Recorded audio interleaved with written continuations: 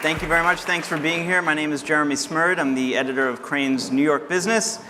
With me today is Gary Vaynerchuk, CEO of VaynerMedia, host of the Ask Gary Vee show, champion head coach of VaynerNation, Jets fan. Die-hard Jets fan. We're just going to roll here and talk about basically how to win in social marketing, social media, online, deliver value to your customers, figure out the future, solve the world's problems. Maybe we won't go that far. But Gary, how do you say you have high EQ, right? Yes. So first of all, how do you know that about yourself? And to what extent is self-knowledge important for people who are going out there and prospecting or selling or starting a business? So I think I know that about myself because having high EQ means having self-awareness, and so it's a loop, right? It's something that I think. I think it's the reason I think I have high EQ is because I have such low IQ and I'm so over-indexing in success that it makes me think that that's what it must be. So you put yourself out there. You're out there all the time. Your schedule is like you wake up at 6, you work out, you hang with your kids, and then you're off and done until midnight. What are you doing? It's a lot of different things. These days, I'm spending an enormous amount of time being the CEO of VaynerMedia. I also am the general partner of a fund, VaynerRSC. It's a $25 million seed fund, so I'm investing. We've made 76 investments. To kiss 76 frogs, you've got to look at a couple thousand, so that's a lot. I do the show, I engage with my fan base, I do a lot of this kind of stuff. And so, I'm keeping myself very busy. I do a ton of pay forward prospecting, taking random meetings that come in my inbox, and then I'm doing a lot of stuff. For me, all my behavior maps to 3, 5, 7, 12, 15 year thinking versus 3, 6, 12 month thinking. And so I'm doing a lot of hedging, investing, trying to play the second and third chess move, which creates a very different day in the life, right? You're doing branding, which is bringing awareness here. You're meeting with 17-year-olds with wild ideas, just in case at 24, that idea is not wild anymore, and she can apply that to a real business. So I'm investing, and I'm investing in myself as an operator, and investing in companies. I want to get back to that in a minute, but first, let's start with your business, your current business, VaynerMedia, yes. which you started in 2009, yes. And that was sort of a great time to get into social media. It was sort of really the marketing side was just taking off. Yeah. If you started it today, yeah. What would you do differently? What would be the challenge? More opportunity? Harder now? I see where you're going with that question. Right. I think if you're good, you win in any market. Right? I don't think VaynerMedia is successful because we were early. As a matter of fact, for a lot of, and there's people here that know, I didn't even really get involved in VaynerMedia until really 2012. I was still, I wrote Crush It, my first book that went very viral for me, and that kept me very busy. I was still running a $60 million a year wine business in New Jersey called Wine Library. And that was also back in the day when I answered every single tweet. And that took up 5 to 7 hours a day. So VaynerMedia really didn't take my attention until September of 2011. And so, if you look at the growth of VaynerMedia from May of 2009 to September 2011, we had a 25-person company. From September 2011 to now, in that 3+ years, we've grown from 30 to 500. So I've been operating that for the last 3 years. Right, so it sounds like what you're saying is you're investing the time. I'm saying to your question directly, if you're great at what you do, the market could be beginning, it could be massively challenging. I truly believe the cream always rises to the top, and so if you're good enough, you could start a social digital agency tomorrow, and if you out-execute everybody, because tomorrow there's a Snapchat and a Yik Yak, and tomorrow there's a Meerkat and a Periscope, and there's always something to latch on if you want to sell that, or what about just driving results? Shit, in 2009, people didn't know what I was talking about. It's nice that Facebook's at scale, and you can actually have an audience, and people actually in corporate America think that this thing might be something. The other thing is really defining social media.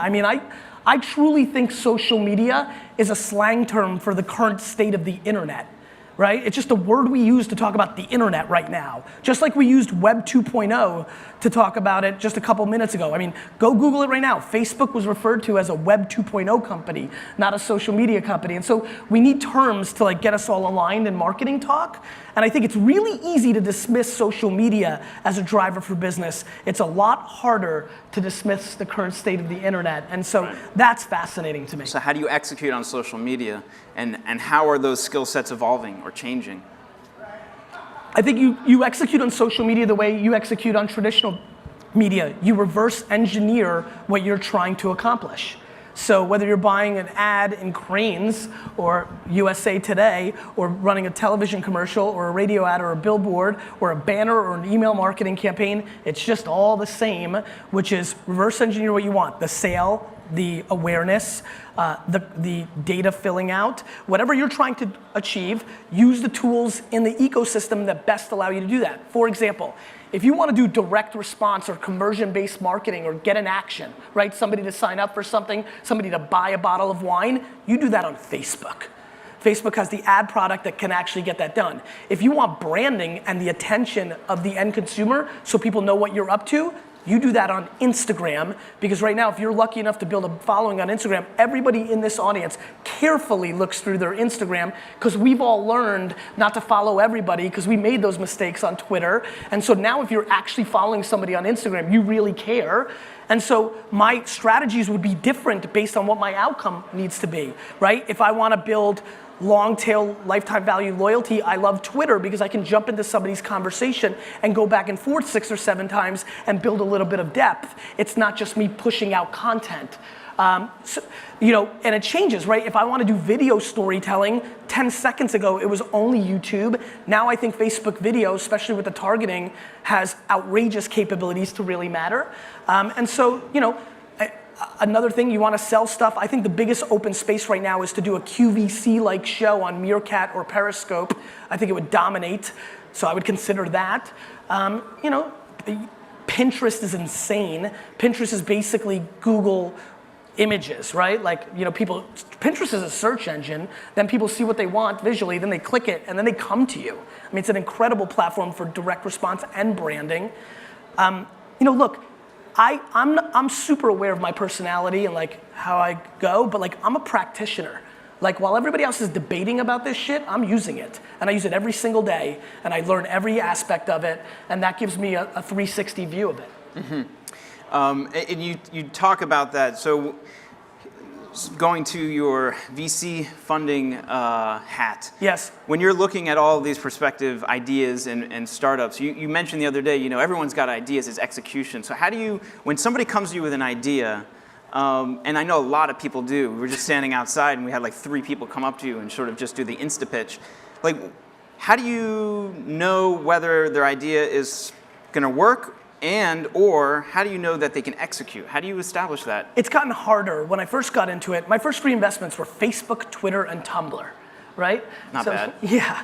So, you know, and then when I think about like, or I wrote the first check into Birchbox, another great win. They all have different stories. The truth is, I look like a hero now, but Facebook, Twitter, and Tumblr were further along. Ev Williams was easy to bet on. He'd already sold and built Blogger, and he was right about audio and podcasting. It's just that iTunes came along and had scale that was really not gonna let that business to succeed.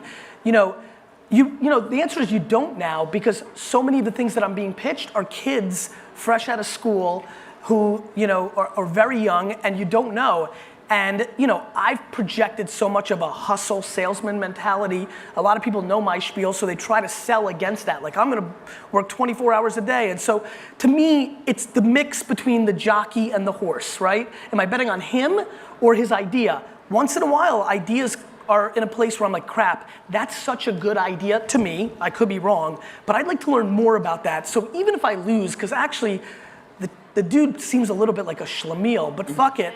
I'm gonna bet, because I wanna learn this space, and I'm gonna keep it close, and I may use that IP somewhere else. That might be a bet. Sometimes I'll bet just on the jockey, because I'm like, you know, she's gonna kill it.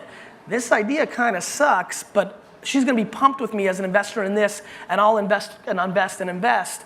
And so those are some of the strategies. And what if you don't have your personality? What if you're more IQ than EQ? Is the key surrounding yourself with people who have that? Yeah. And what if you don't have the budget for that? What's your... Yeah, I mean, look, I'll be honest with you. I'm not pumped that I'm over the top. Like, people think my personality is my weapon. I have a lot of work to do to get, when I curse up here and I have nothing but ego and bravado, like, that turns off plenty of people. I have a ton of work to do to fix how I communicate when there's a lot of people. I'm a hell of a lot calmer if it's one-on-one than you give me this and I can't help it. Like, sorry, like my chemicals are fucking excited, And so, everybody thinks my personality, or it's common thought that my personality is this great thing, and it does. Listen, it works for a lot of people, but it also doesn't work for a lot of people. And it actually doesn't work for a lot of people that are in very important places. Usually the establishment that I feel is vulnerable to the current state of the situation. So, one, I would say if you are more IQ, more reserved, like, fuck, you're lucky, right? Two, you've got to just be self-aware that that's your strength, and you need to bet on that. Like, my IQ, no, you can't look you in the eye people at VaynerMedia. I love them, especially if they stay in their lane and crush it and try to really focus on the quant and the math and all the things they bring to the table. It's really awkward when the person that doesn't look you in the eye tries to be the life of the party, And so I think that, I think it's people are not betting on their strengths enough. America as a culture is very good at selling us the things we need to fix. And I'm a very, very big proponent, and I mean all in on the thesis of take a step back, assess yourself, and bet on what you've naturally got. Your upside is much higher there than to try to fix all your weaknesses.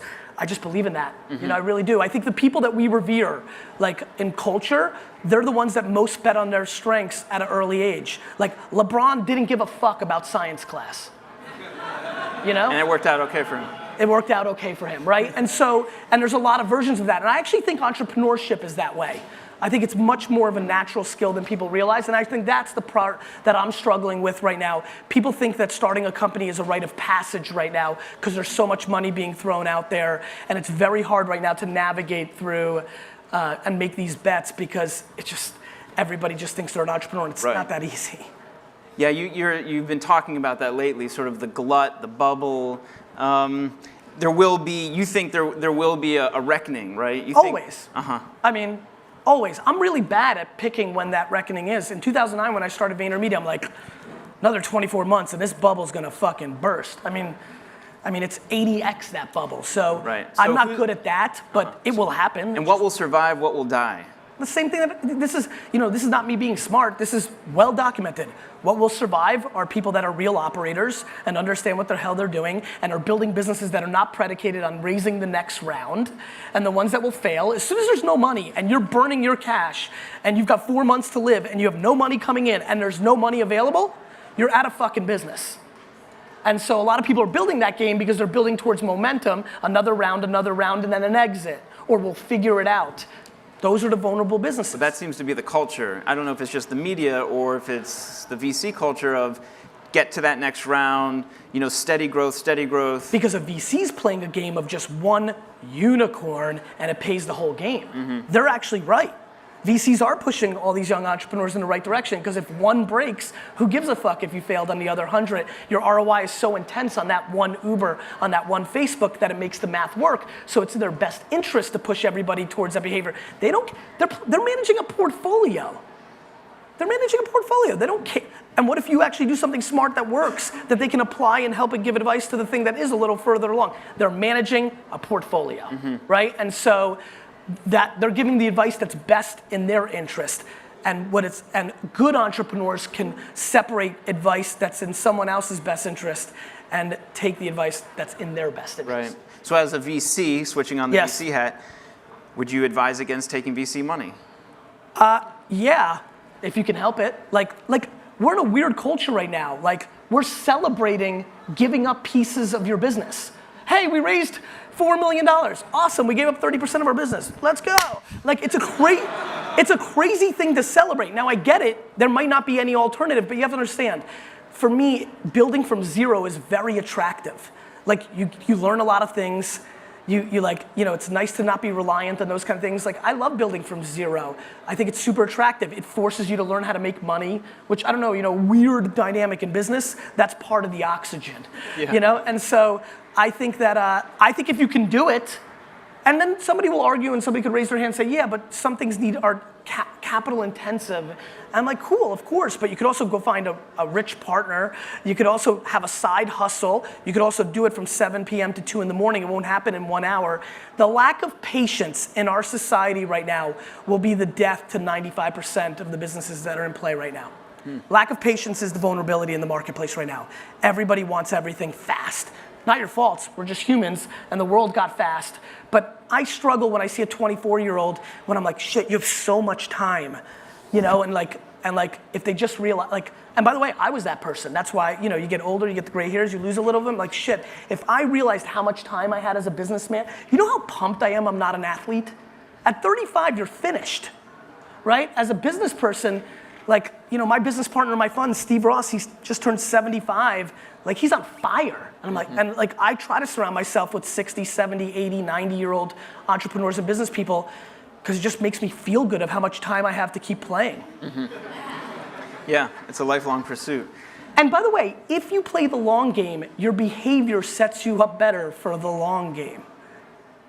And unless you die, you'll be there for the long game. And so I'm very fascinated by everybody's behavior for the short term in a world where you actually live and see 3 years from now. What behavior surprises you, specifically, or? I think a ton of people sell too early. I was on CNN the day Instagram sold for $1 billion. Right. And Pierce Morgan said, what do you think? And I said, I think Facebook stole it. I get out of the studio, and you remember all your own thoughts on the Instagram $1 billion purchase 551 days in. I thought $1 billion, not bad. I got out of the office, there was thousands of people who, obviously CNN's a big platform, a lot of people not my fans, just drilling me, calling me an idiot.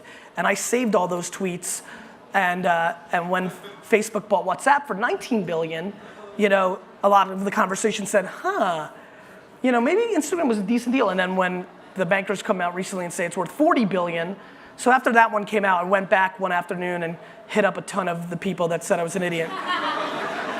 And replied on Twitter and said, what now, fucker? So that's what you mean by the long game? And that's the long game. I mean, I think people saw that as incredibly good, and I thought Facebook did incredibly well. I was a huge proponent of Facebook buying Snapchat for $3 billion. I thought it was a steal. Again, everybody freaked out, what the fuck? Now, if you really understand what's happening, Snapchat's the only true vulnerability to Facebook's game, which is let's use our data to layer on top of everybody's attention. Well, the problem is everybody under 22 and under, 18 and under, all of them are Snapchat first, and Facebook can't layer under there. And that attention, my friends, is the asset. Attention is the asset. Before you can tell me how great your business is, or how much I should buy your product or your service or read my story, before you can do that, you need my attention just to have the at-bat to tell you about that thing. That is the asset. That is the asset. And if you can figure out how to play in the attention graph, you win. It's not about impressions. It's not about numbers. It's depth, not width. Right. The catchword now is engagement, and everybody's trying. And that's, as a journalist, that's good news for me because I figure, hey, I'm going to write great stories, and people are going to read them, and then do your thing with the ads on the side. As long as you guys know how to communicate in the modern world to create a gateway drug version of your long form content. Mm-hmm. Because the problem with attention is the supply and demand of it, and everybody here is super busy, right? I think I truly think my only competitor in business is your index finger. I'm scared shitless of this, because that's the game now. This is not the second screen. This is the first, second, third, fourth, fifth, and sixth screen. Then comes magazine or a television. Right. This is it. And the competition for your attention, because everything is stream dynamics now, right? Because it's the context of the unit that delivers information. This is my competitor. This fucking thing. So you talked about sort of channeling your need or purpose to the right medium. where is their value? Are there undervalued areas that you should be spending in terms of sponsoring your posts or whatever? Creating content and distributing it? Yeah. Yeah, I think the number one underrated place on the internet for that is Facebook. And I think and that you're smiling. I'm smiling because I know how many people don't think that. Because I don't think people are practitioners. I don't think they know what they're talking about. I think they headline read and they read Ad Age or TechCrunch and they hear organic reach is down and they're like, ugh. Like somehow advertising wasn't always the way that you got your content distributed. Like somehow that Facebook wants money for distribution is some crazy thing. It's crazy because it started as organic reach, I get it. But like, how else are you getting your message out when you're a company? You're buying Google AdWords, you're buying banners, you're buying all traditional media. That all costs money for distribution. So, I think Facebook is insanely undervalued. I think Instagram is super duper interesting because just the depth of attention is extraordinary. I think Pinterest is incredible. I'm very bullish on Pinterest. How do you convert Instagram to sales? Because that's a challenge, or is that coming? You convert Instagram into sales from branding, not sales. Got it? So Instagram has to play like print and outdoor media. It has to just that's incredible, and it's an emotion. There's such a big difference between branding and marketing and sales, and everybody convolutes them, right? You've got the DR people who are like, fuck Instagram, because all they want is quant math, it's SEO, it's SEM, it's banner, it's Facebook dark posts, it's just math, right? Get them into funnel. But Zynga and Groupon play that game, and if you don't build brand, you become vulnerable, right? And then there's the people that are just like fashion brands who are like, this inspires the world. Fuck that. If nobody sees it, you're dead. And so there's a mix, and you gotta have both. If you wanna be big, you need to understand both branding and marketing and sales. If you want cash, you need to understand sales, right? If you want cash, you need to understand sales. So that's the breakdown. Okay, and if you're spending money on Facebook, what's the message there? How are you tailoring that message? How is that? Well, that's the best part. That's why I love it so much. You're tailoring it individually. Like if you're a woman and work in a corporation, like I know what to say to you, right? If you're an entrepreneur, I know what to say to you. Like the fact that I can break down, 27 to 29-year-old females that were born in Korea that love the Houston Rockets, and there's 14,000 of those people. Like we've never. It's crazy. Listen, literally, let me tell you what I'm about to do coming off stage. I'm literally gonna walk out of here right now, get in the cab, and buy more Facebook stock. Every time I do a talk, it's stunning to me how good of an ad product it is. And the number one thing that I'm excited about in the world is that journalists continue to write about the kids aren't on there. They're all on Instagram and Snapchat. Organic reaches, the longer the non-practitioners of the world, which AKA 98% of the market continue to talk about it, the longer I have time. This is SEO all over again. That's how I built Wine Library. 2000, 2001, 2002, people are like, there's no ROI in SEO. I'm like, cool, you're right. And I'd come into the office every day and fucking sell $40,000 worth of wine for 8 cents a click.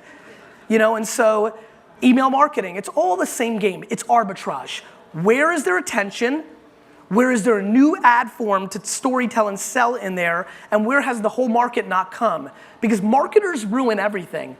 It's just, you have to make your money in between the time that users are there and the marketers get there. That's the action. We've got about 2 minutes left. The next big thing, you like to scroll down the most popular apps. And I didn't tell you. You wish you could tell me? I wish I didn't tell you. Yeah. Well, you did. You told everybody. Yeah, and the good news is I tell everybody everything. And I was really setting up that statement by telling you, I wish I didn't tell you, because I want everybody to hear what I'm about to say. I talk about everything I know for one reason.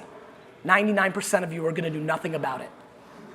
And it's the most interesting thing to me ever. The fact that the information is commoditized. If you wanna know how to be good at anything right now, it's there. But nobody's executing. So yeah, the way I find the next big thing is every morning when I wake up, I take my phone and I go directly to iTunes top 150 apps, and I look at the free charts, and that's how I saw Snapchat way early, and that's how I saw Yik Yak way early, and that's how I saw Dubmash way early. Like it just shows up, It's just 142. One day out of nowhere, I'm like, what's this thing? And then the next day it's still there, 139. I'm like, right, that's 2 days. And then it's there, 129. I'm like, okay, 3 days. It wasn't just some bullshit ad spend. Let me download it, let me play, let me taste, let me understand, let me project my EQ of what the consumer behavior will be. Let me start figuring it out. Let me start watching people use it. And how do you understand when you try it out? Well, that's the thing I'm talented at. Like, that's why I got lucky. That's why I have the permission to sit here. Like, my career's been predicated on understanding what they're gonna do before they think they're gonna do it. Mm-hmm. I was right that they were gonna be on Facebook when they said they weren't. I was right to say that Twitter was cool when they said it was dumb shit. I was right to tell them that Instagram was gonna get older when they weren't sure. I was right when I said this ghost thing called Snapchat is real when they didn't see it. And so that's my game. All right, well, thank you for sharing that game with us. Thanks, guys. Gary Vaynerchuk. You can check him out every day at the Ask Gary V Show. I'm Jeremy Smurd, Crane's New York Business. Thanks for joining us. Thank you, guys.